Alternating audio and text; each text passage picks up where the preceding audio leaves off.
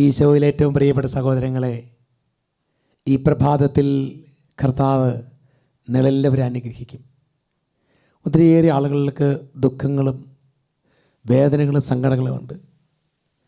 നിങ്ങളുടെ പ്രാർത്ഥനകളും നിങ്ങൾ മൊബൈലിലൊക്കെ വാട്സപ്പ് വഴിയും മറ്റ് മെസ്സേജുകളായിട്ടൊക്കെ പ്രാർത്ഥനകൾ അയക്കുന്നുണ്ട്.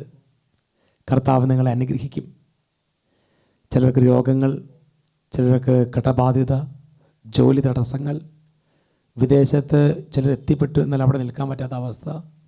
അങ്ങനെ മനുഷ്യന് ഒന്നല്ലെങ്കിൽ മറ്റൊരു വിധത്തിൽ സങ്കടങ്ങൾ. ഈ പ്രഭാതത്തിൽ നമുക്ക് പ്രാർത്ഥിക്കാം. നിങ്ങളെ കർത്താവ് അനുഗ്രഹിക്കും. സംഗീത പുസ്തകത്തിൽ 100-ാം അധ്യായത്തിൽ 5-ാമത്തെ തിരുവചനം, കർത്താവ് നല്ലവനാണ്, അവിടുത്തെ കാരുണ്യം ശാശ്വതമാണ്, അവിടുത്തെ വിശ്വസ്തത തലമുറകളോളം നിലനിൽക്കും. നമുക്ക് വിശ്വസിക്കാം. അവിടുത്തെ കരുണയും കൃപാലുവാണ്. നമ്മൾ സങ്കടപ്പെടാൻ കർത്താവ് അനുവദിക്കുകയില്ല. നിങ്ങളുടെ എല്ലാ സങ്കടങ്ങളും പ്രാർത്ഥനകളും രോഗങ്ങളും നിയോഗങ്ങളും കർത്താവ് സ്വീകരിക്കട്ടെ.